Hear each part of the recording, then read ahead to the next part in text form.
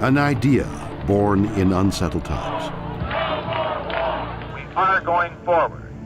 America, the United States, is first in space. Becomes a feat of engineering excellence. The most complex machine ever built to bring humans to and from space. Roger, roll, Discovery. And eventually construct the next stop on the road to space exploration. We are on a true spaceship now. As 30 years of flight draw to a close, its legacy is one of unsurpassed achievement, tragedy overcome, and opportunity met.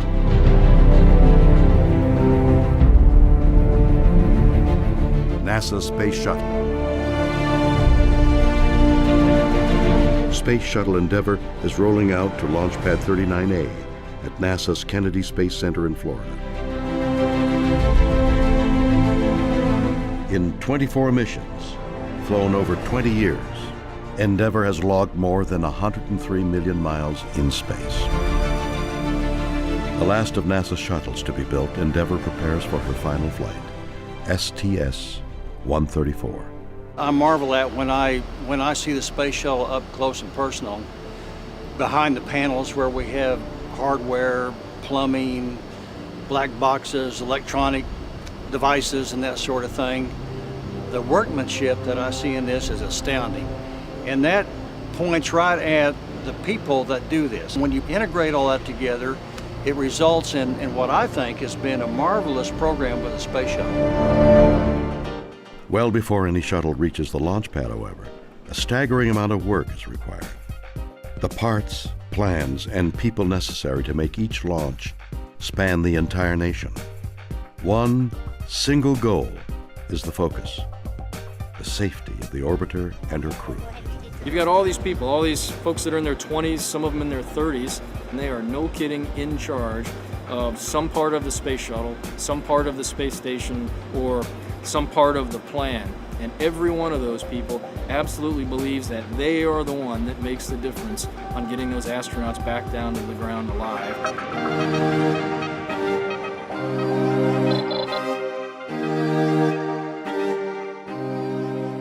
At NASA's Mission Assembly Facility in New Orleans, production begins on the shuttle's external fuel tank.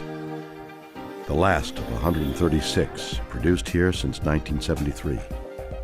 Each one 154 feet tall and 27.6 feet around, is capable of handling 535,000 gallons of liquid hydrogen and oxygen, enough to fill 13,375 average household bathtubs. 3 versions of the external tank were created during the program in an effort to reduce the tank's overall weight and allow for heavier shuttle payloads. Around the same time, in Clearfield, Utah, technicians at ATK Launch Systems start work on the shuttle system's solid rocket motors, or boosters. Fire. Together, these SRBs produce nearly 6 million pounds of thrust, about 83% of the thrust needed to push the orbiter into space. The remaining 17% is furnished by the shuttle's 3 main engines, fueled by the external tank. Unlike the orange external tank that is used only once, the boosters detach themselves and parachute into the Atlantic Ocean. They are then retrieved, refurbished, and reused on later missions. The shuttle mission's crew is assigned. Folks on there that are like my brothers and sisters. I mean, we really do get close after a year of training for a flight and having flown in space together. And there's a special bond that comes with that. Right up until launch, a shuttle crew will train in a variety of critical regimens, some basic, others specific to their mission. Simulators, safety and contingency, science experiments, and underwater in the world's largest indoor pool. STS-134 astronauts floating in actual spacesuits trained to work during extravehicular activities, or EVAs.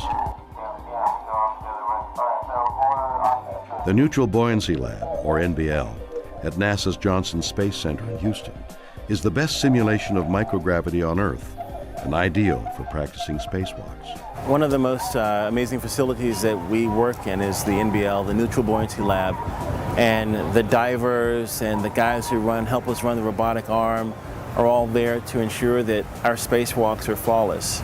Their efforts in that pool have helped us and made us able to have this program. Every step of a spacewalk, every step of EVA is so critical, and even though we see it every day, that one little safety tether could be life or death. For every hour that they spend in orbit, they'll spend 5 to 6 hours training for that same task. So we've built up from the suit engineers and suit technicians who help them get into the suit. Now we've got trainers who help them learn how to use the suit and learn how to understand the suit. And then we've got divers who support them while they're in the pool.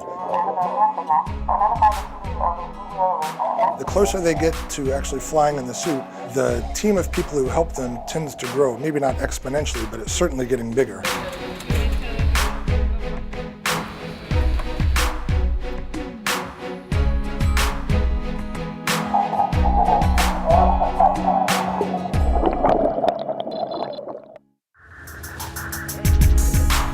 A 12-person crew has kept a week-long vigil, while the barge, carrying the ET, made the 900-mile trek from Louisiana to Florida's central east coast.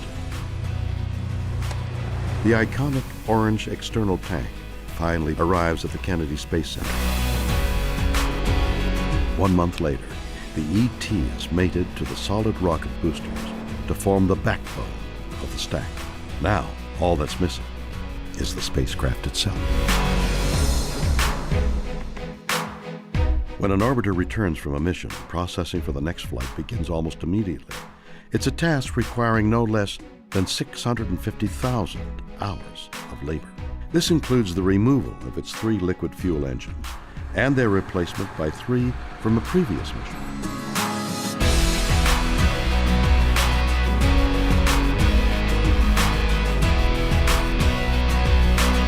They've been refurbished, inspected, and tested at the Stennis Space Center. With most of its flight preparations complete, Endeavour is towed in what is called the rollover, a short roll over a quarter-mile distance on a 36-wheeled vehicle from the Orbiter Processing Facility, the OPF, to the VAB. Here it undergoes its flight configuration. The rollout. Looking now much like it will at liftoff, the Space Shuttle is carried to the launch pad atop the 6 million-pound crawler transporter at a blazing pace of less than a mile an hour. Not exactly warp speed. At our peak carrying full load, we get right around 38 feet per gallon. Not too bad for an original 1965 hybrid vehicle with low miles. The 3.4-mile journey takes up to 6 hours. Just enough time to appreciate the route's picturesque surroundings. Kennedy Space Center is situated on a national wildlife refuge.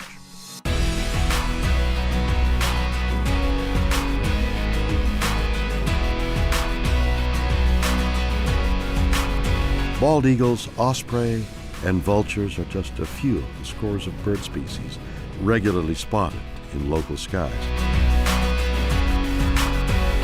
Both land and sea are home to a wide variety of creatures, including manatees, dolphins, and of course, the ever-present alligator. Visitors are always urged to watch their step.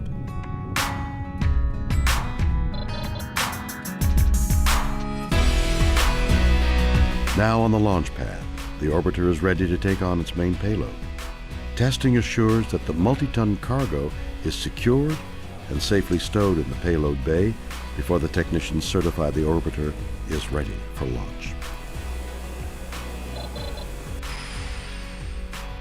Flying T-38 aircraft from Ellington Field in Houston, the crew members arrive at Kennedy's Shuttle landing facility. But finally the day comes when you're there and you're getting ready to launch. And you go into launch countdown and it's like going up the hill on that roller coaster. It's full of expectation and you're both thrilled and terrified at the same time because anything could go wrong, but when it goes right, it's a thing of beauty. If there are no issues or concerns, technicians begin fueling the external tank with volatile liquid hydrogen and oxygen. The predominant emotion is pride. There's a tremendous sense of pride in all that not only that you do, but that your teammates do, that people in this very firing room do, and folks all across the country. This is Shuttle Launch Control, T-minus 9 minutes. At the T-minus 9-minute hold, the launch director leads one final pull. We finally come out of the hold at T-minus 9 minutes. I sit back and I watch my data, but I know that there are souls on board that ship whose lives are depending on the launch team to make the right decisions. It's, I don't think about that consciously, the decision-making authority and responsibility. I know it's there, but I do think consciously about the crews and the people we're about to put on top of a controlled explosion and get to orbit. This is the NTD conducting the launch status check. All stations verify ready to resume count and go for launch. OTC, OTC go. TVC, TVC go. ETC, ETC's go. LPS, LPS is go. Houston flight. Houston flight is go. After nearly 3 years, hundreds of thousands of hours logged by engineers, technicians, scientists, seamstresses, electricians, and other program workers across the globe. We have main engine start. 2, 1. Booster ignition. The shuttle makes its way skyward.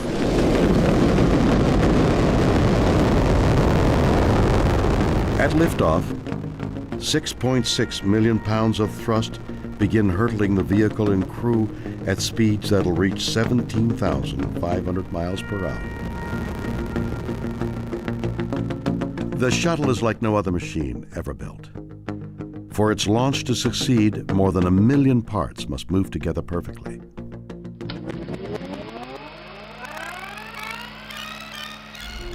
How this engineering marvel came to be is an amazing story that begins in the early 1970s. The Vietnam War is divisive and costly. The economy is sliding into recession. And with the race to the moon already won, the Apollo program is canceled. A new mission is sought for NASA to send humans into space. But Mars, for many the next logical step on the path of exploration, is dismissed as too costly, a destination for a country preoccupied with events back on Earth. Instead, on January 5th, 1972, another destination is selected, low Earth orbit. As early as the mid-1960s, NASA had concluded that the technology was available to build and fly a reusable spacecraft. President Nixon really liked the idea and told the NASA administrator, go do it.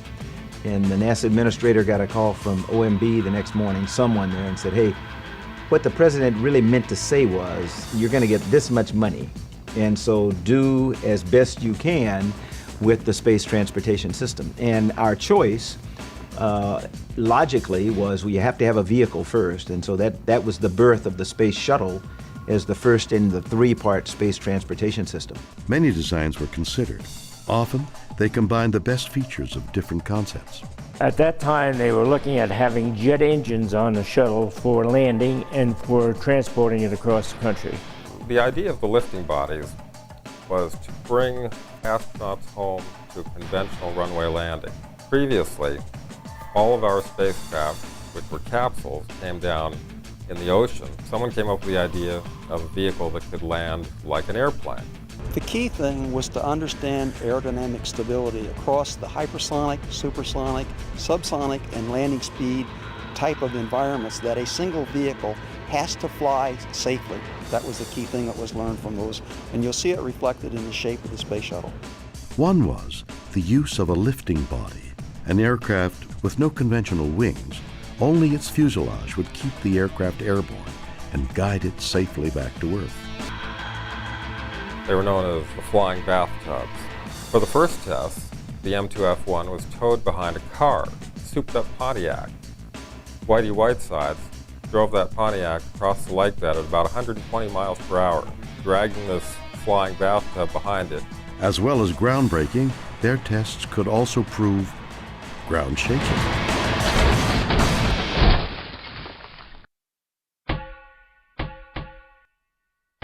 The X-24B, a lifting body with wings, was the first such craft to land on an actual runway, as all shuttles would eventually do. Early on, the space shuttle was going to have jet engines to return for a horizontal landing, much like an airliner. The X-15 had proven fairly specifically that they could make horizontal landings very accurately, unpowered, flying a steep glide slope, that they could do a horizontal, unpowered landing with the shuttle. As they tried to narrow its size, shape, and weight, engineers also considered how this new orbiter would be propelled safely out of the reach of Earth's gravity.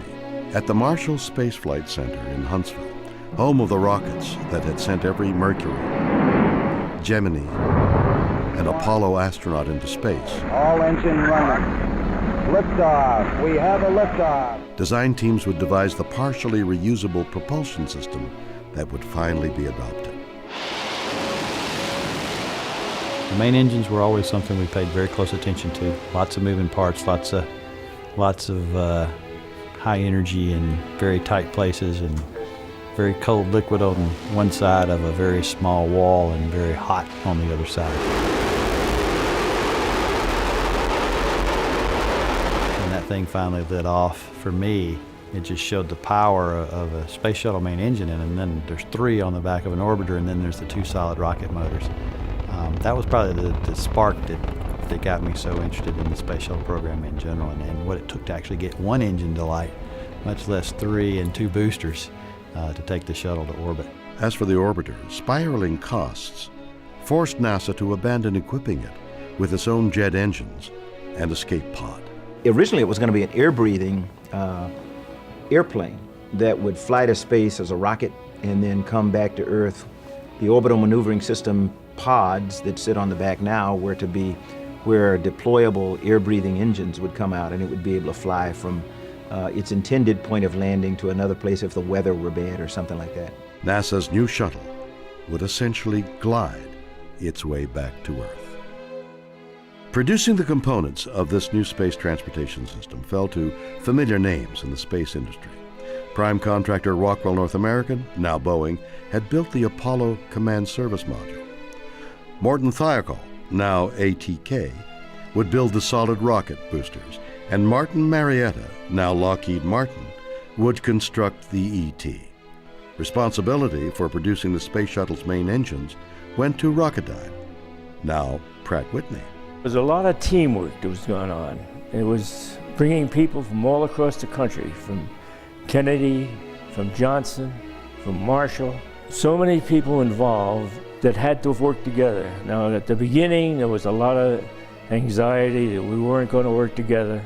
But when people got to know each other and could trust each other, that's when the work began. It was an amazing vehicle, and in a lot of ways way ahead of its time. To have a reusable spacecraft that could carry such tremendous amounts of cargo to space was unprecedented. September 1976, more than 4.5 years after President Nixon signed off on its development, America's new spacecraft, Constitution, gets its first close-up before the cameras. The orbiter itself was well received by the public, but impassioned fans of a particular long-canceled television series called Star Trek wanted it called something else. They staged a successful write-in campaign, and the orbiter was renamed for the Starship featured on the show. Thus, NASA's new shuttle would be the Enterprise, boldly going as no spacecraft had ever gone before.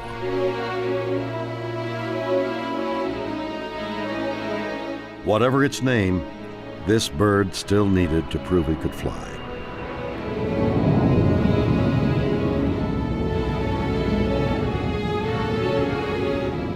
In an age before computer simulations, balsa wood models and wind tunnel testing was the only means to test the airliner-sized glider. We put together a very aggressive flight test profile that consisted of data points continuously all the way down. There was not a matter of 10 seconds went by without another either pitch doublet or a rudder kick or an angle of attack sweep. The things that really turn on a test pilot to fly them as accurately as possible. August 12, 1977.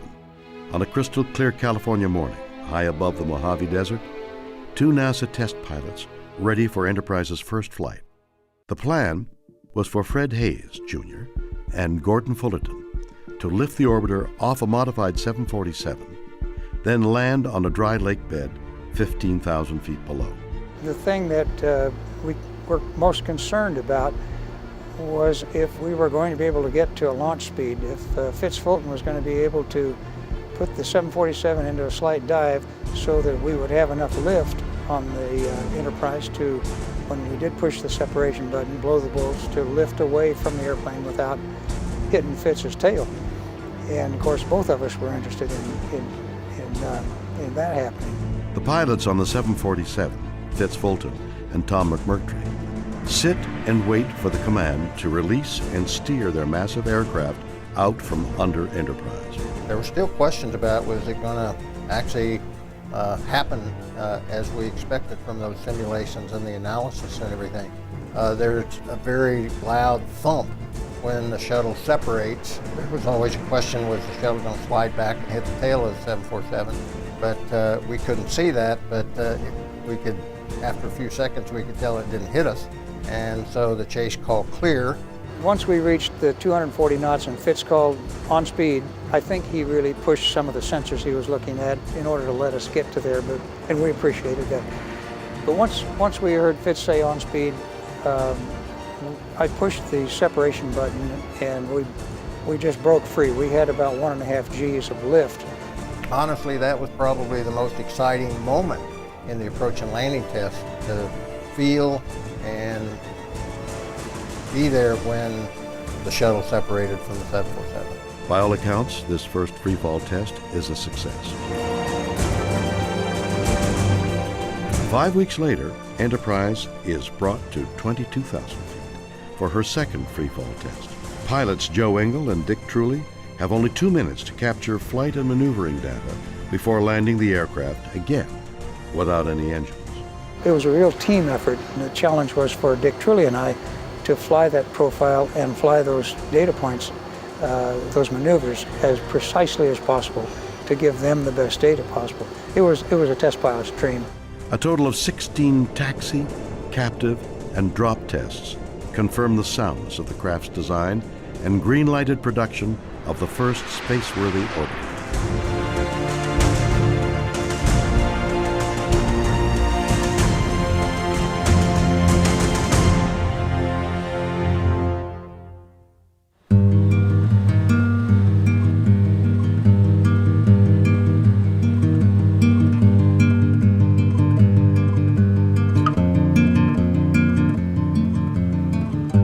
Columbia, NASA's first orbiter, is fittingly named after the first American vessel to circumnavigate the globe.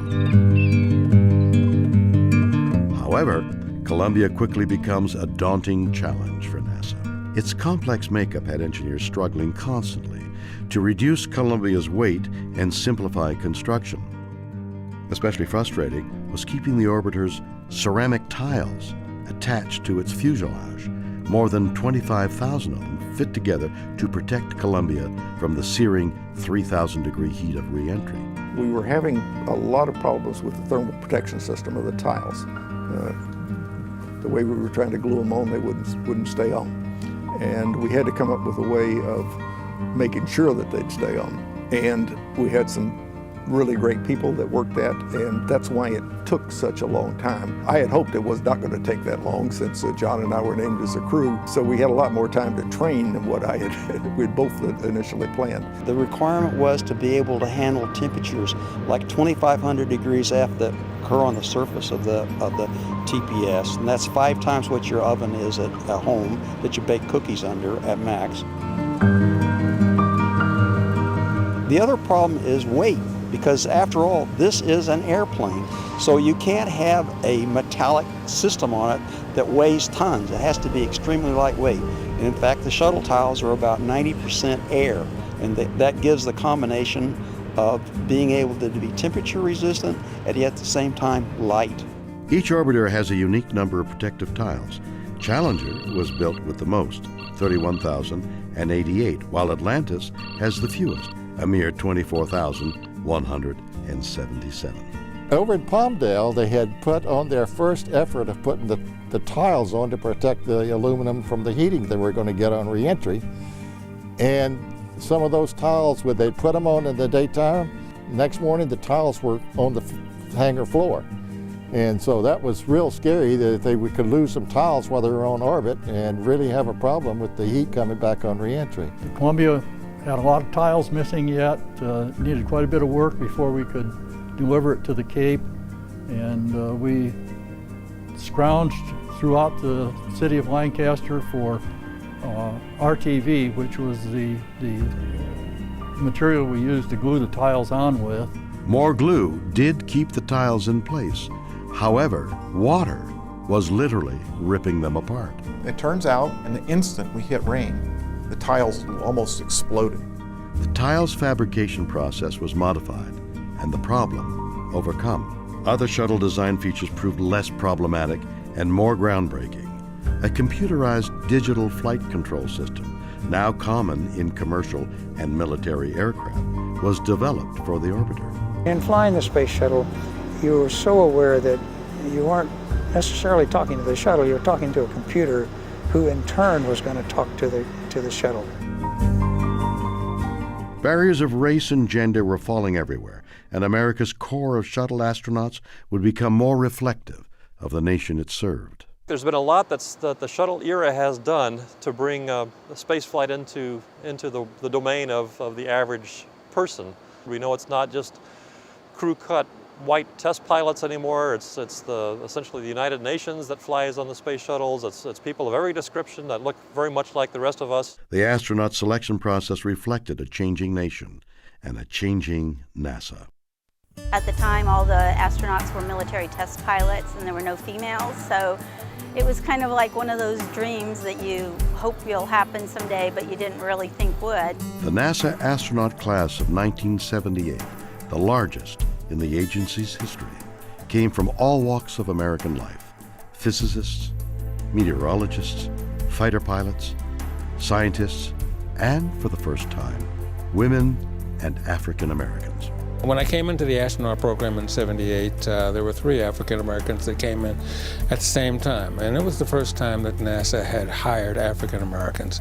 We had Fred Gregory, who was a test pilot, and then Ron McNair, who was a mission specialist, and I came in as a mission specialist.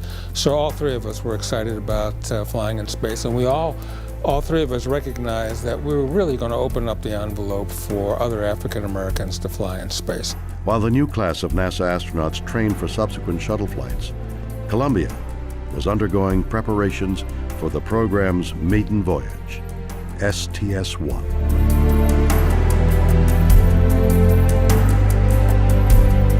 Veteran astronaut John Young, one of the 12 men to set foot on the moon, is in command.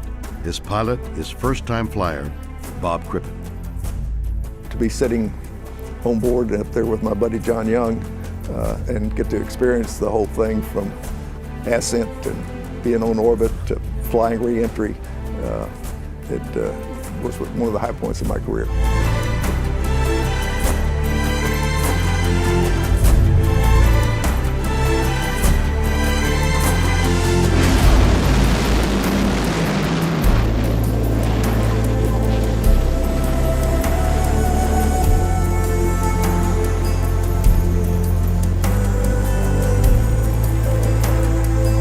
Together they would travel over 1 million miles and circle the Earth 36 times. The launch finally occurred.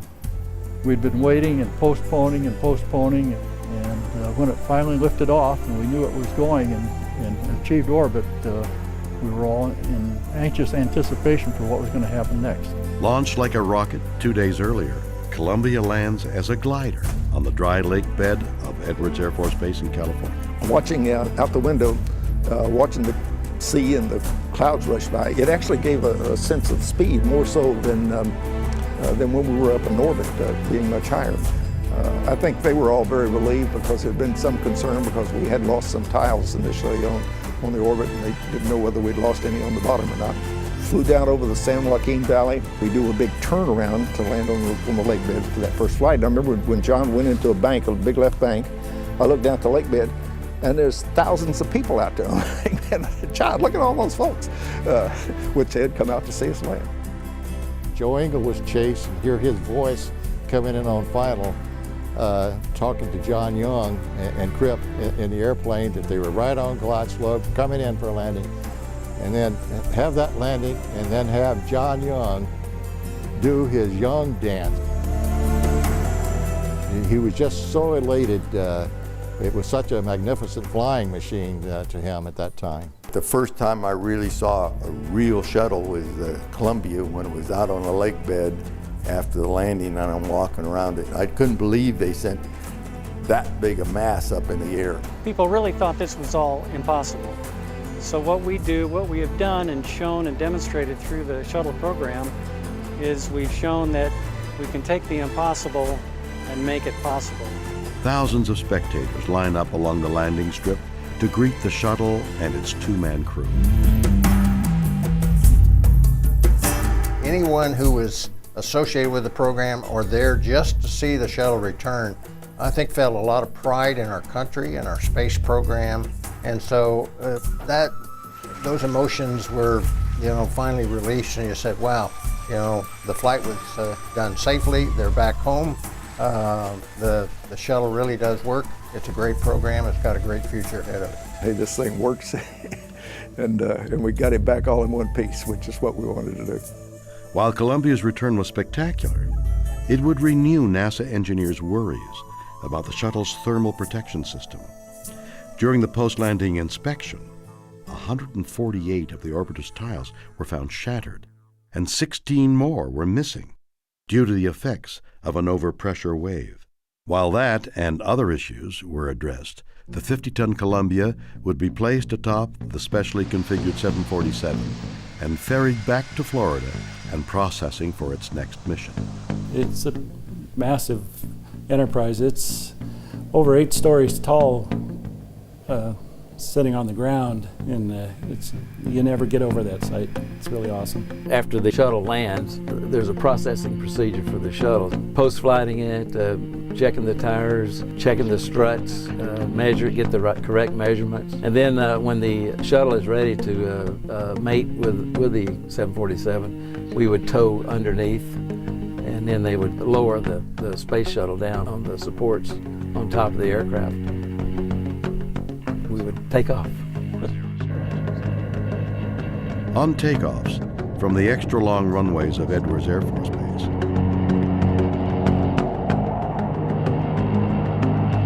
the shuttle carrier aircraft's crew of 4 would soon grow accustomed to the smell of burning rubber.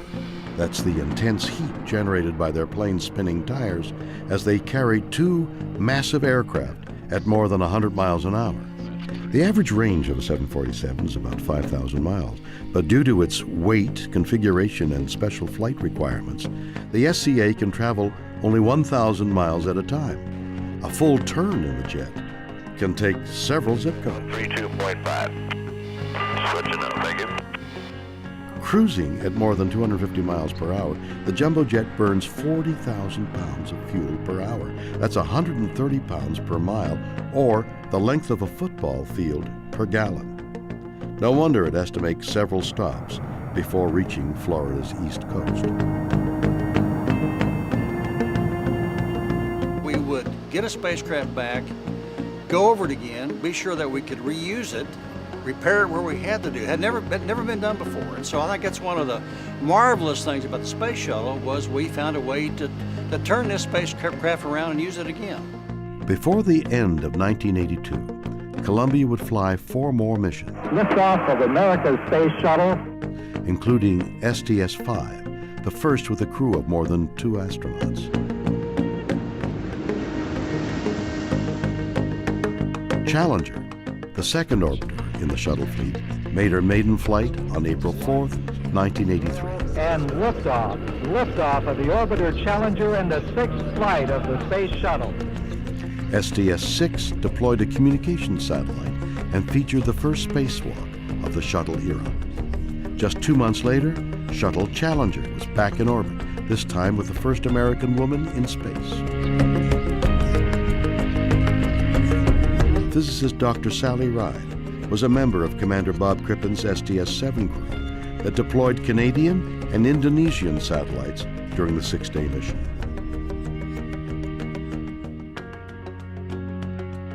Challenger was ready for flight in less than 2 months, another massive first.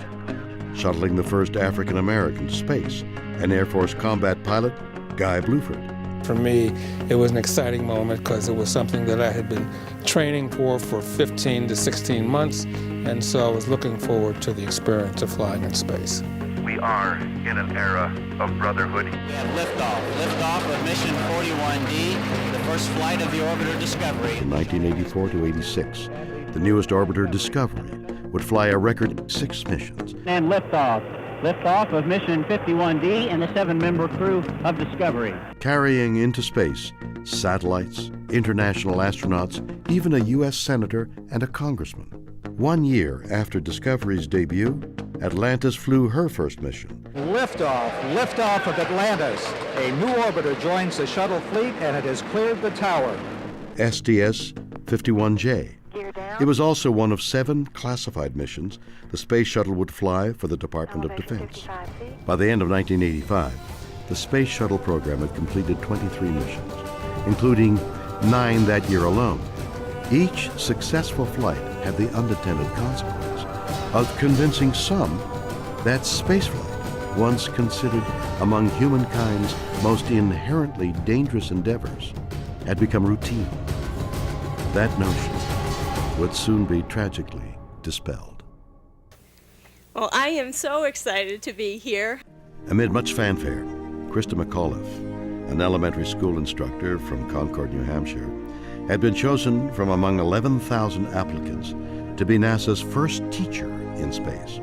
I would like to humanize the space age by giving a perspective from a non-astronaut, because I think the students will look at that and say, this is an ordinary person.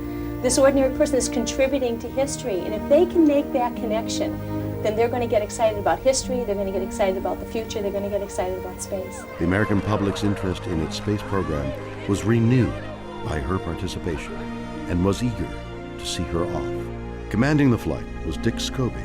His pilot was Michael Smith. Serving as Challenger's mission specialists are Judy Resnick, Ellison Onizuka, and Ron McNair. Joining McAuliffe as a payload specialist was Greg Jarvis. From the start, STS-51L was plagued by delays, mostly due to unseasonably cold temperatures in Florida. Rather than give pause for thought, the delays only tried the nation's patience. Everyone, it seemed, was itching to go. January 28th, the ground temperature at Launch Pad 39B was a frigid 36 degrees. Ice could be seen on the launch vehicle. Despite concerns voiced by some, shuttle managers reluctantly decided to press ahead for a late morning liftoff. 6.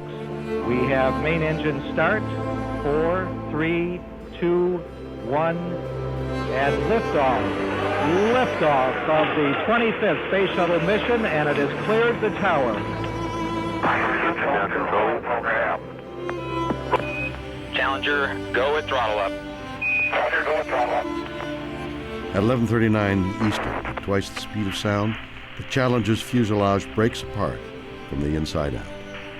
America's space program suffers its first fatalities in flight. God, no. All 7 Challenger crew members perish. Okay, everybody, stay off the telephones. Make sure you maintain all your data. Start pulling it together. We come together today to mourn the loss of 7 brave Americans, to share the grief that we all feel, and perhaps in that sharing to find the strength to bear our sorrow and the courage to look for the seeds of hope. The investigation, headed by former Secretary of State William Rogers, would fault a solid rocket booster O-ring, rendered defective by the bitter cold. But the Commission's findings also addressed the human factor, the role played by shuttle program managers in sending Challenger aloft that day. The shuttle program came to a halt. It took more than 2.5 years of arduous engineering analysis and painful soul searching before a retooled and reborn shuttle would return to flight. Challenger was tough because it not only represented a breakdown in communications, but it represented everything that's wrong or wrong about an agency like we are, where segments of the agency weren't talking to each other and didn't know everything that we should know. We thought we knew where all the risks were and had them pretty well contained. The solid rocket boosters that caused the accident, obviously there was something that had slipped through. So we went back throughout the complete vehicle, all the systems, and did a complete review and trying to find any other things that we may have missed that may be lurking there. When things are really starting to look smooth and you're starting to get maybe overconfident in a way, then it's time for you to step back, think about what you're doing, go back and look, do some additional testing, and see if there's something that you really hadn't anticipated that is going on with your system. During a lot of that time, we got a lot of criticism that maybe the agency had lost its edge. There were folks inside the agency that started losing their confidence, thinking maybe we can't do this anymore. 2.5 years later, when we flew and then landed that flight, it showed that no, we really can overcome really, really large problems, really tough technical problems today, just like we could 10 years ago, 20 years ago, or 50 years ago. That was an important milestone. Liftoff. Americans return to space as Discovery clears the tower. On September 29, 1988, 975 days after the loss of Challenger and her crew, the orbiter Discovery returned 6 veteran astronauts to space to deploy a tracking and data relay satellite important to a number of NASA missions. STS-26 proved a comeback milestone for the Space Shuttle and initiated a tradition that survives with the program today. During the flight, we had roses show up in the Mission Control Center. 6 roses, 5 red, 1 white. And there was a card attached to it, and it simply said, "Congratulations, return to flight, we wish you well." And it was signed Mark, Terry, and Mackenzie Shelton. Didn't know who they were, but after the flight, we through the Foro company, we tracked them down so we could send them some pictures and something to thank them for sending the roses to Mission Control. So the next flight, roses show up again. And again, it's 5 roses for the members of the crew and 1 rose for those who have lost their lives in this endeavor. And so this family, they have become part of our family, and they haven't missed a flight since. Every flight since that time and to date, and I suspect they're going to go right with us to the end of the shuttle program. STS-26 ended on October 3, 1988, at Edwards Air Force Base, California, Standing by for nose gear and touchdown. with Discovery's safe landing on runway 17. The triumphant crew was greeted warmly by Vice President George Bush on behalf of a proud and grateful nation. There's something special about a return to flight that makes you have some trepidation because it's still fresh in your mind that you're frail and you can make mistakes and you're human. In the spring of 1990, the $1.5 billion Hubble Space Telescope was loaded into Space Shuttle Discovery's payload bay, and on April 24th was sent aloft to be deployed to Earth orbit on STS-31. Capcom, we have a go for release. Discovery, go for Hubble release. Okay, we have a go for release. As envisioned, Hubble would return never-before-seen images detailing our universe as it was millions upon millions of years before. Soon it would become clear that Hubble pictures were not. Several days later, if not a couple of weeks, we found out after we were back on Earth that it had a problem with its vision. And most of us were just devastated, that here we had this marvelous instrument that we had put on orbit and it was going to be useless. It turned out that it wasn't useless at all because even with its flaw, it was still a much better telescope than anything that we had, on Earth. A shuttle mission dedicated to the telescope's repair was planned. In essence, Hubble's nearsightedness would be corrected with a new pair of glasses. Liftoff of the Space Shuttle Endeavour on an ambitious mission to service the Hubble Space Telescope. We finally flew STS-61, which was the first Hubble servicing mission. absolutely incredible mission. Clearly we have a dynamic situation. You cannot take the 84-inch mirror out of the telescope. It's part of structure, too big, it's there. So by putting in one box called CoStar, we're able to correct the aberrated light for 5 other instruments. Of all the space shuttle missions we've flown, it was without a doubt the most ambitious flight, but the one that I think demonstrated NASA's can-do attitude, its technological skill, its technical capability, and the spirit of its people. 2 teams of astronauts made a record 5 back-to-back spacewalks to refurbish Hubble and realize her potential to awe and astound.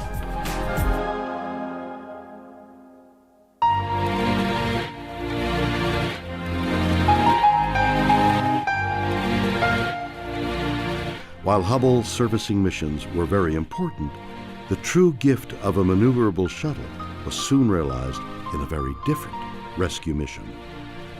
Booster ignition and liftoff of the maiden voyage of Endeavour on a satellite rescue mission.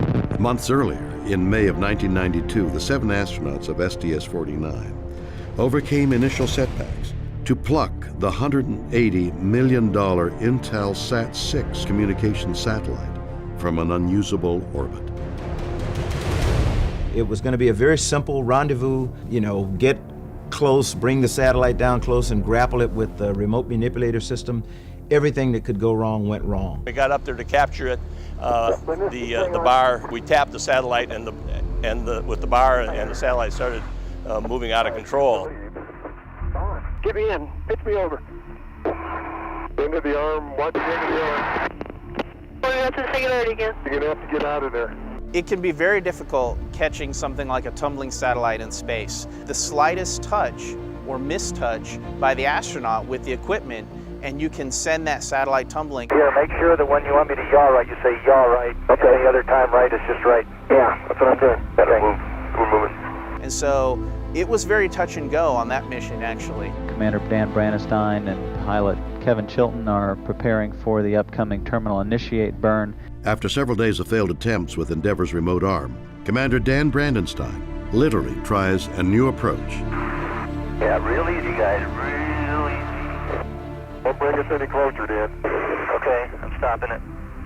At Endeavour's helm, Brandenstein delicately maneuvers the orbiter up to the 4.5-ton Intelsat 6. The satellite is rolling out of control in 3 different axes at once, and you could actually fly the shuttle and fly this maneuver around and keep it aligned with it. It's got to be the neutral point right here. 3 people grabbed 18,000 pounds.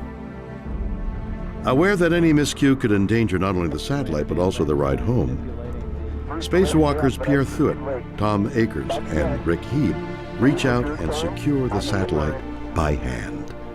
Okay, wait. Let's do it. Got it. Easy. Give it some time. Give it time. All got a good grip? Yes, sir. Houston, I think we got a satellite. Yeah, nice job, guys. Intelsat 6 is released from the cargo bay with a new mini-rocket motor for a gentle push to its proper orbit, where it remains today, fully functional.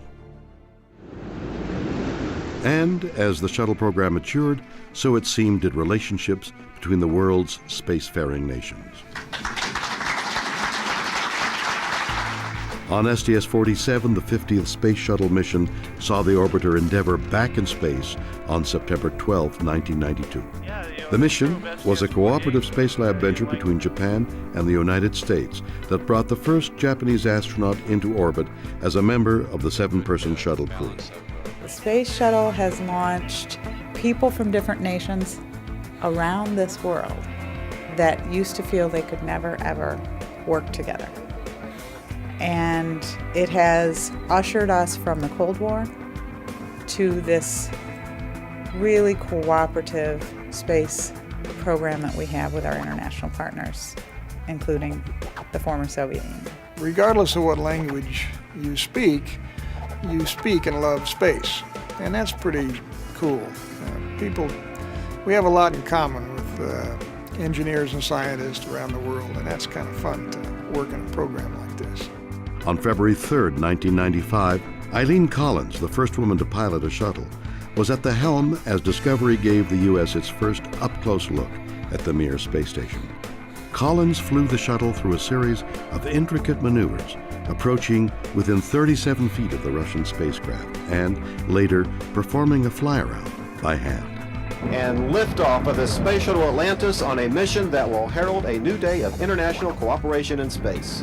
4 months later, on June 27, 1995, Shuttle Atlantis would lift off from the Kennedy Space Center to begin STS-71, the U.S. space program's 100th human space mission.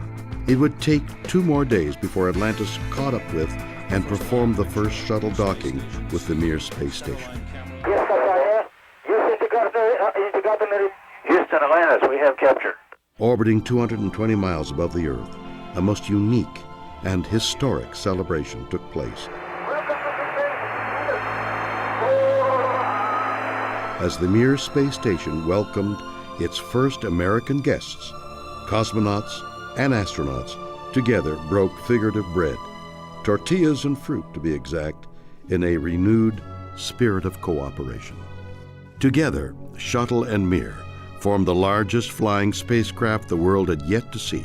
It tipped the scales at 250 metric tons, more than 500,000 pounds. Between 1994 and 98, the Shuttle Mir program would involve 11 shuttle missions, including in 1996 STS-76, which began a continuous U.S. presence aboard the Russian space station with a visit by Atlantis.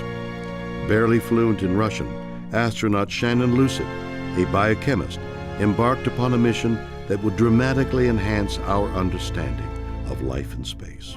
When she finally landed at Edwards Air Force Base on Shuttle Atlantis, she held the female space endurance record for spending 188 days in orbit. A hero's welcome was in store. I'm here to say welcome home to Shannon Lucid.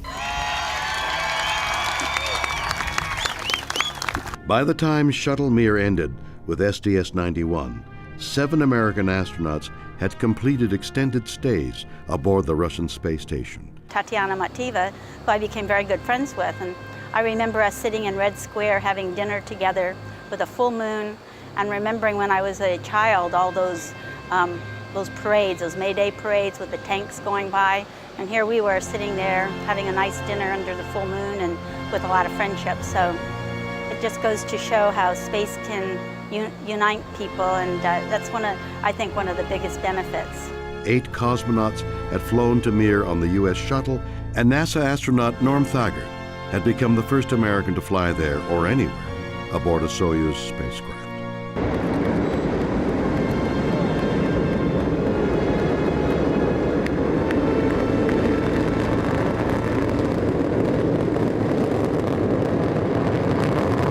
In 2001, 15 years after its commissioning, Mir would be abandoned to break up and burn in Earth's atmosphere. By then, the process of building upon Mir's legacy of international cooperation in space had already begun. Whereas STS-61 had helped establish the Hubble Space Telescope as an icon of American ingenuity, STS-95 would update the hero's credentials of one John Glenn. On October 29, 1998, almost 37 years after becoming the first American to orbit the Earth as an original Mercury 7 astronaut, Glenn, now a 77-year-old former U.S. Senator, made his return to space. In contrast to his first flight, a 3-orbit, 4.5-hour foray inside the snug Friendship 7 capsule, Liftoff of Discovery with a crew of 6 astronaut heroes and 1 American legend. STS-95 would take 8 days and circle the Earth 134 times. My main reason for being on that shuttle flight was to do research on aging. I was 77, we went up, and you know, NASA has charted some 52 different changes that occur in the human body when you go into space for a period of time. And several of those are very similar to what happens to the natural process of aging right here on Earth. Body's immune system changes. You get less resistant to disease and infection. The body's ability to absorb protein back into the muscles changes for the young people up there and for elderly here on Earth. The objective was to take those things that are the same and see if we couldn't find any differences between my experience up there and the younger people I would fly with the idea of finding in the human body what turns these different systems on and off. If we could do that, we might be able to make it possible for people to stay in space longer without harmful effects, and maybe cut out some of the frailties of old age right here on Earth. I really was happy to be assigned to that flight. In an interesting twist of fate, astronaut Glenn not only inspired both the young and old around the globe, but also a fresh political science and economics graduate, Laurie Garver, the 18th Deputy Administrator of NASA. Having the ability at NASA to fly him again in space after his first flight was something we, I think, gave the nation, and it really helped explain what we were doing on the space shuttle. John Glenn was very, very focused on doing those experiments for both, I think, the older generation, but he was also an inspiration to people growing up. Discovery carried a variety of payloads and research experiments. Arguably, the one most valuable was Glenn himself. Not only did he provide first-time data on what spaceflight might do to the body of a septuagenarian, Glenn also renewed the interest of the nation and the world in America's space shuttle program. While the program had and continued to successfully deploy and service science probes and satellites, as well as conduct on-orbit research, the space shuttle undertook a new long-range task perfectly suited to her specialized capabilities. You've got a spacecraft that can carry at least 7 people into orbit, and with those 7 people, you can do a huge amount of work. One mission, you can do multiple EVAs, you've got multiple crew members, you've got a huge payload, just all kinds of capabilities to be able to construct and build bigger things in orbit. Less than 2 weeks after Glenn's return to Earth, a Russian Proton rocket departs the Baikonur Cosmodrome in Kazakhstan, carrying the Zarya module, the first component of the new International Space Station. Liftoff of the Proton rocket and the Zarya control module. The International Space Station is underway. 2 weeks after that, Space Shuttle Endeavour follows up with delivery of America's Unity module, the second piece of this largest space station puzzle ever to be constructed. Houston Endeavour, we have capture of Zarya.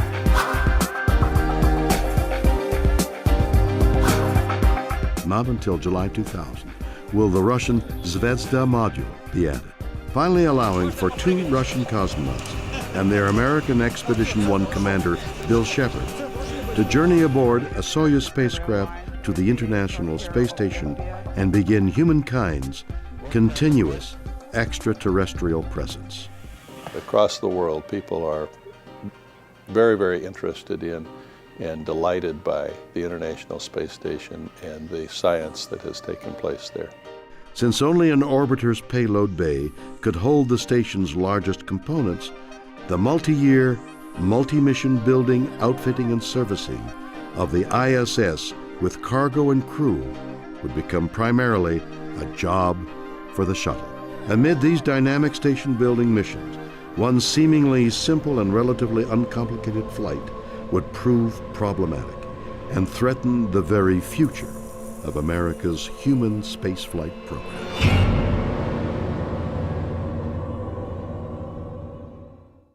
Since 1988, the Space Shuttle had completed 15 years of successful missions. Each was unique, each had its own specific goals and tasks, and each had its own dedicated crew of astronauts who'd trained exhaustively to meet and carry them out.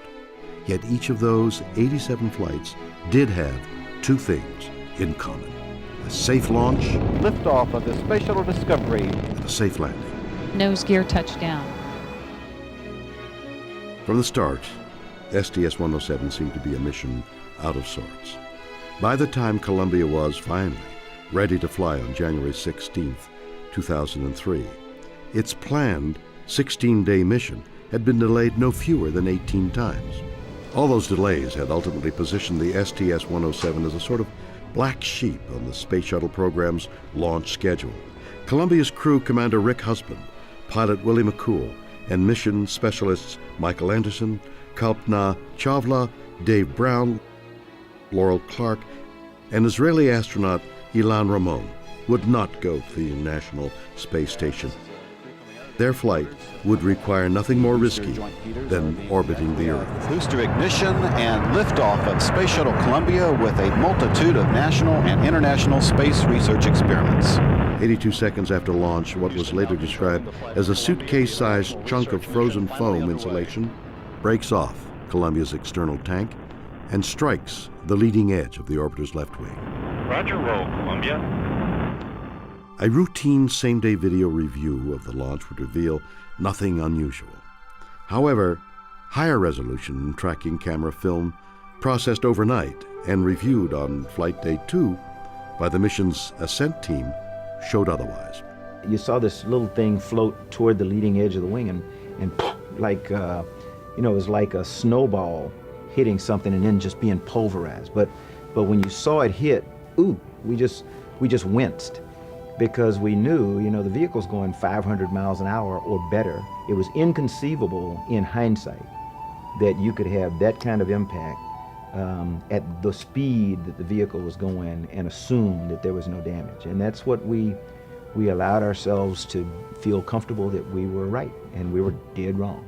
Due to limitations in the visual clarity, the exact point of impact and extent of any damage could not be determined. If the foam strike had compromised Columbia's integrity, little, if anything, could be done to repair the orbiter in space.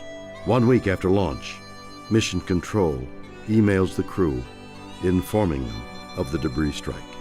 Save for a relatively minor problem with a leaky refrigeration unit, STS-107 had been without further incident. As scheduled, the order is given on the morning of February 1st for the Columbia crew to begin the landing procedure and come home to Florida.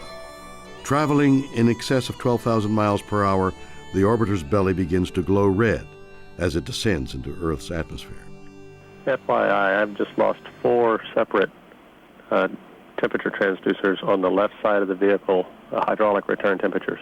As reentry started and as the ground track went across the states, the ground track, of course, changes color. You can tell where the shuttle is over what part of the country it is. No onboard. Well, that display stopped updating. In other words, that display froze in a certain position. Well, sometimes you have loss of data, you have some problem with the system on the ground where you'll have those kind of outages temporarily. Well, this lasted a bit longer. Then the call went up to the crew. A call went up and no response. Well, I don't know, I just began to feel uneasy. Columbia, Houston, UHF comm check.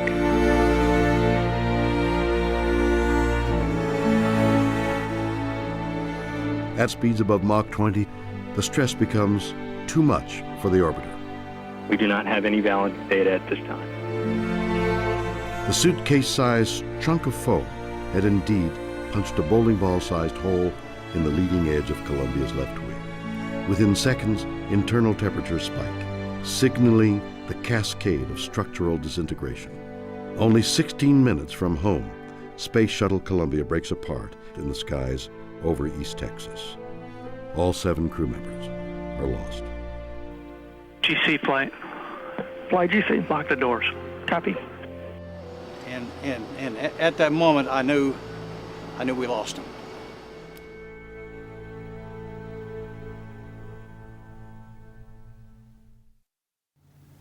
The grief is heavy. Our nation shares in your sorrow and in your pride. And today we remember not only one moment of tragedy, but 7 lives of great purpose and achievement.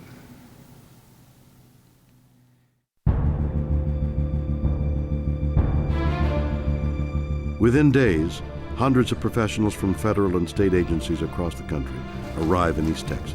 They are joined by local volunteers to help NASA recover and catalog debris from Columbia in the hopes of, literally, piecing together an answer to the accident's cause. This is one of the many obstacles investigators are up against. It was really heartwarming and very emotional for me to see all of these people from around the country come in to the piney woods of East Texas and spend days and weeks there marching out through the woods looking for bits and pieces of the orbiter and so forth. If anybody ever wonders about the strength of the backbone of this country, then they ought to have the privilege, like I do, to meet these people who have come here to do this. It shows you the fabric of what this country is made of. Determined to return to flight, stronger and safer, the grounded shuttle program had taken a fresh look at itself. During my watch, we lost the Columbia crew, and clearly as a flight director back in Challenger, we lost that crew. I think about those every day. Every day I come to work. I need to be very vigilant. I need to pay attention, and I need the people that work for us in this business to pay attention to what they're doing, because this is hard stuff that we do. It's very dangerous. We have not figured out a way to do a beam me up Scotty. Right now it takes a lot of hydrocarbons moving at very high speeds through fuel pumps at very high temperatures, high pressures to get into space, and it takes a tremendous amount of effort to get out of space back in the atmosphere and get home. I was sent out to David Brown's parents' home. I'll never forget this moment when Judge Brown looked at me and said, "Leland, my son is gone. There is nothing you can do to bring him back. But the biggest tragedy would be if you don't continue to fly and carry on his legacy." Each of the remaining 3 orbiters was pulled apart and refurbished. New capabilities were devised for the crew and mission controllers to assess and repair damage while on orbit. Processes and procedures were also re-examined and reinvigorated. Crew safety would never again be taken for granted. Nearly 2.5 years would pass before the nation would see another orbiter poised for launch from the Kennedy Space Center. By the time that we fly the flight, it's something that it feels like we have flown many times. So if things don't go well, it becomes very, very natural for us to know at certain points during the mission, if this doesn't go well or if this significant system breaks or we have this type of emergency, what's the most important thing we need to do now, because we've been rehearsing it. And it makes it look really easy. You don't really get the full effect of how much real preparation, how much real studying went into making it look that easy. Of all the changes accompanying the shuttle's return to flight, none was more significant than the one announced in early 2004 at NASA headquarters by President Bush. Our first goal is to complete the International Space Station by 2010. We will finish what we have started. We will meet our obligations to our 15 international partners on this project. The shuttle's chief purpose over the next several years will be to help finish assembly of the International Space Station. In 2010, the Space Shuttle, after nearly 30 years of duty, will be retired from service.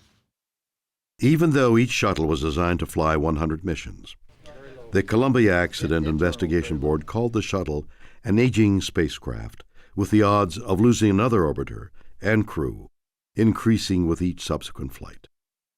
NASA's human spaceflight program was faced with several basic challenges, including coming up with a successor to the shuttle fleet.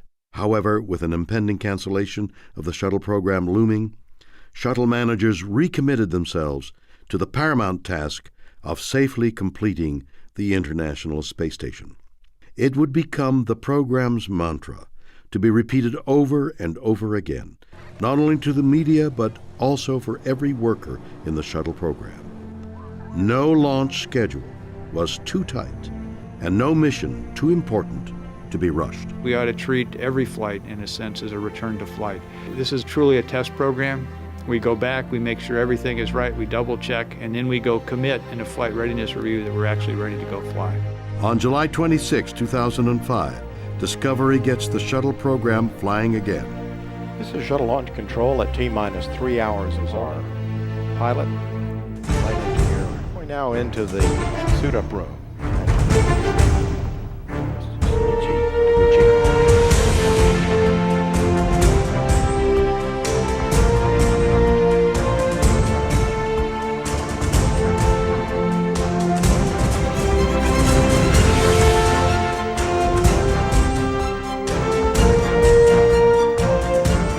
LRD. LRD is go. SRO. SRO is go. So on behalf of the many millions of people who believe so deeply in what we do, good luck, Godspeed, and have a little fun up there. Well, thanks to you, to the launch team, and to everybody in the shuttle program. The crew is go for launch. T-minus 10 seconds. Go for main engine start. 7, 6, 5. 3 engines up and burning. 3, 2, 1. And liftoff of Space Shuttle Discovery, beginning America's new journey. And the vehicle has cleared the tower. Among the many changes instituted, the new R-bar pitch maneuver or backflip. Station Discovery initiating RPM in 3, 2, 1, mark. Will be used by each mission to the International Space Station. At arrival, the end-over-end flip allows the station crew to visually document the condition of the shuttle's belly and nose.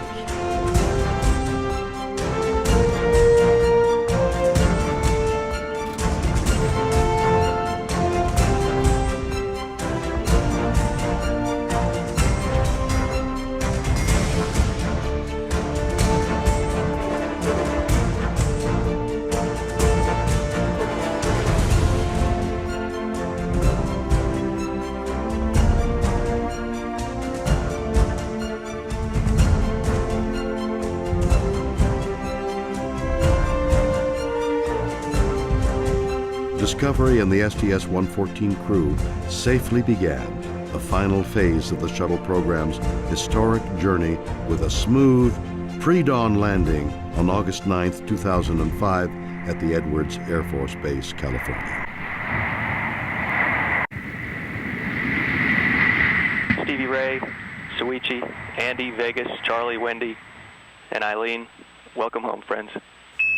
With this practically rebuilt space transportation system, each remaining shuttle mission would be safer than the one before, and its final flight, the safest. It's almost like we've had kind of 3 different space shuttle programs. First 10 years, we're off learning how to fly the thing, deploying satellites and flying laboratories in the back. Next 10 years, we're doing more of that, and we're going out on more and more spacewalks, and we fly up to the Mir space station. And in the last 10 years, we use it to build about a 1 million-pound space station in orbit, which wouldn't have been possible without Shuttle. It's a heck of a machine. When you look at the Hubble Space Telescope, that would not have been possible without Shuttle, and you look at the International Space Station, which certainly would not have been possible without Shuttle. Every launch is an emotional experience. Watching what this nation has done, what NASA has done with the NASA contractor team, it's awesome. It's wonderful. We didn't spend a dime in space.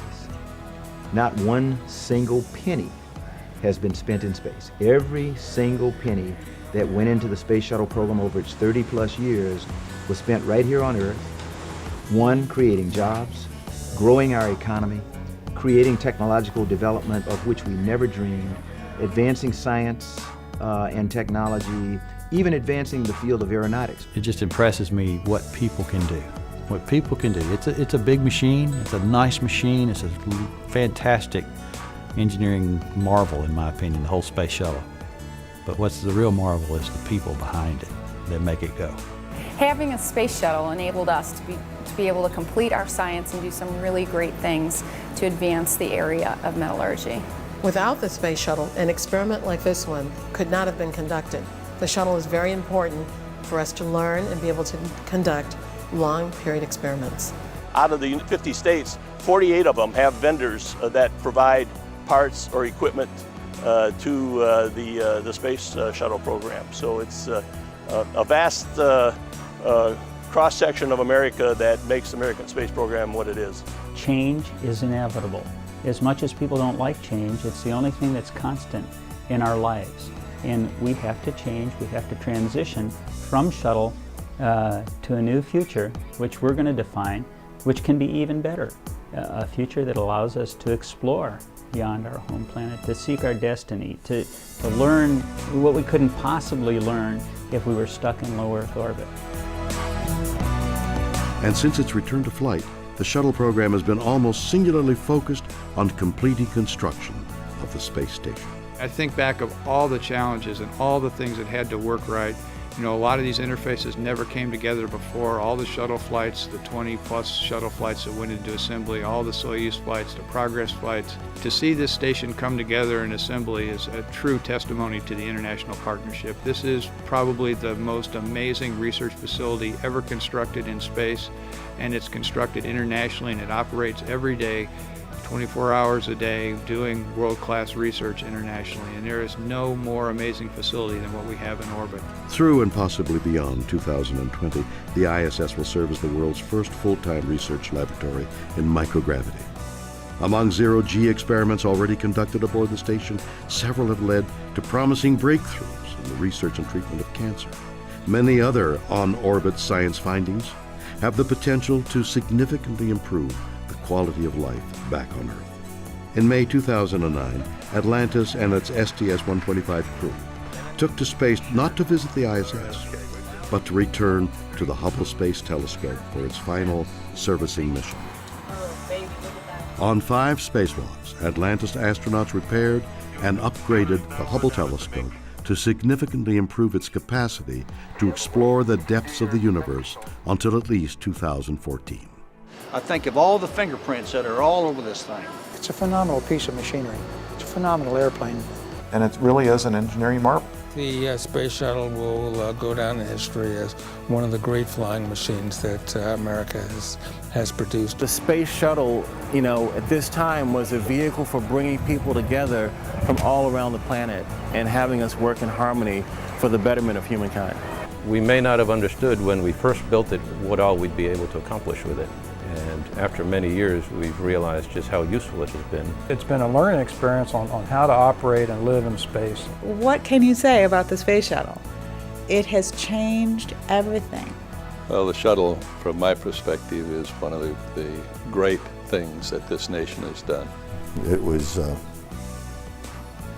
lot of pride.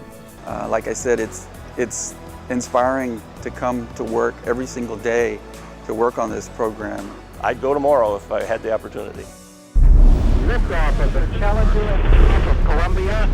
Discovery, the shuttle has been landed. For more than 30 years, the fleet and thousands of Americans dedicated to its safety and success have toiled in exhilarating triumph, heartbreaking tragedy, and most often, quiet obscurity. Their contributions have extended beyond the bounds of space. Among others, shuttle-derived technologies have been used in developing an artificial heart and limbs, three-dimensional biotechnology, a light for treating tumors in children, and improving crime prevention and wildfire detection. From crawler driver to payload specialist, from scuba diver to pilot, from scientist to engineer, they and many like them throughout the nation share a commitment to sending humankind safely into space.